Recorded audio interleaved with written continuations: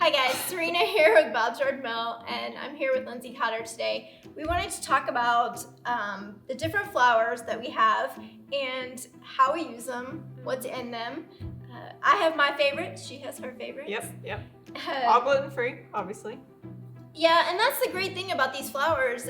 Something that you should remember is that they're all useful for different purposes and they all work absolutely amazingly. You just have to play around with a few different things. So which one do you want to start with, Lindsay?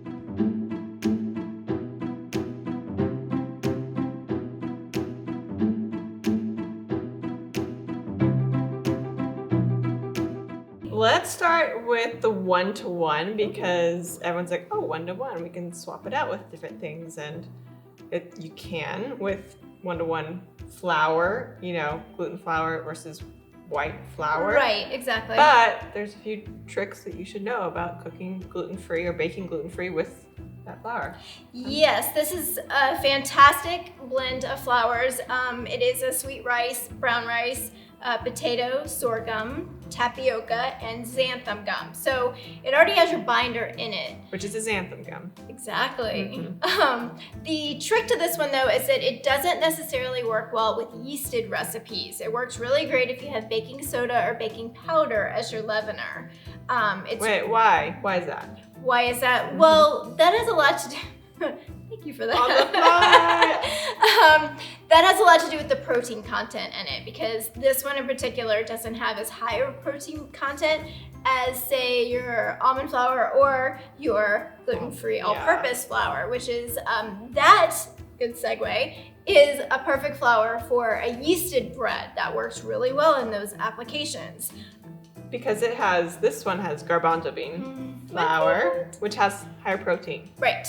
Exactly. It also has potato starch, tapioca, sorghum, and fava bean flour, which also is going to be a protein. So, and no xanthan gum. No. So you add that. Yes, but luckily on the back of the bag you do have a guide that tells you how much xanthan gum to use. Right here. I have said this many times. All the information about adding the xanthan gum. Right. So pretty cool. And I love this one. It makes really nice pizza crust. I love the flavors of the chickpea flour, especially in the savory applications. Yeah. Let's move into paleo baking mix.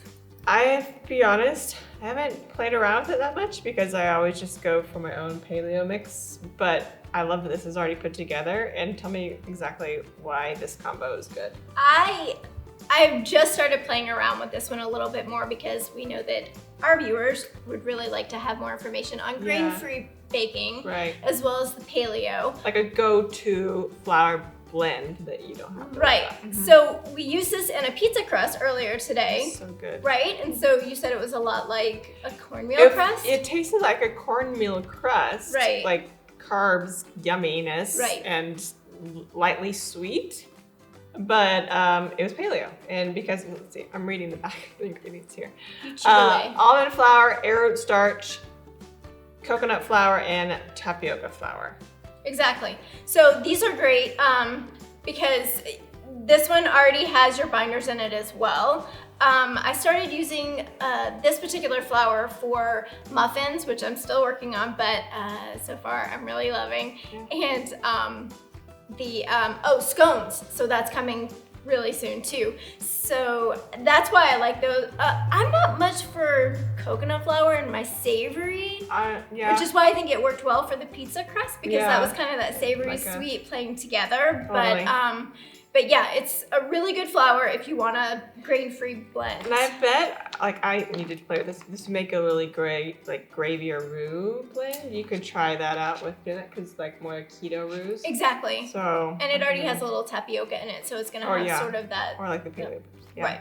Cool. And so cassava flour is also, it's a newer one that we have at Bob's Red Mill, and I played with it a lot. Yeah, I like it. It's different. It's super light and fluffy, very powdery when you're baking with it. Yeah, but when you bake with it, it tends to be a little more chewier because tapioca, it's like the sister of tapioca. It's a root vegetable starch. So yeah, it's a little chewier, which is why it's great in flatbreads. And then, because the brownies as well, a little more chewier.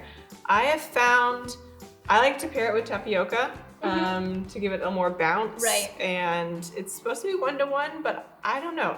I've found that it kind of needs a tiny bit of help to give it that 1-to-1 ratio. So I use psyllium fiber and Yeah. applesauce. That was what I was talking about for the pigs in a blanket when I made the cassava flour pigs in a blanket. So it works well for breads and rolls, but yes, you do have to do a little bit of tweaking with it. Yeah. Give it to me. What was this one? So the last two that are my favorite, I should have said, I don't know. I like this one, but then I really You can love them all. I know. I really, almond flour and oat flour are like my go-to kind of blends. Okay. Like when I want to do something is almond and oat, because this is a starch, this is more of a fat, and together they make something really soft. Right. So like muffins or something like that. So almond flour is really great because it does give that moisture. So you use these two together? Yeah. Okay. Nice. Oat flour, I mean, come on. I love my oatmeal. So I love the flavor that it gives to my baked goods. So I'll throw it in just a little bit here and there just to kind of add that whole grain flavor to things. So yeah, and almond flour, honestly, that's one too that I'm starting to play around with more, but also we have some muffins coming up soon that I am working on. So that's something to look forward to. And again, you have to be careful with like the almond flour is more fat based. So you need like a starch. That's why a lot of people use it with coconut flour to give it that starchy bind so that it works well together. Coconut flour is a little trickier because it's you know, really a little goes a long way. That's why it's not paleo, but I do like to use oat flour and that together because it makes more of that fluff and like light texture. Right. So, and then also used to like just use oat flour by itself in pancakes and stuff like that because it's a great binder, but also again fluffy. Exactly. So here's what I'd like for you guys to do. We've talked about the different flours and kind of the best uses for them.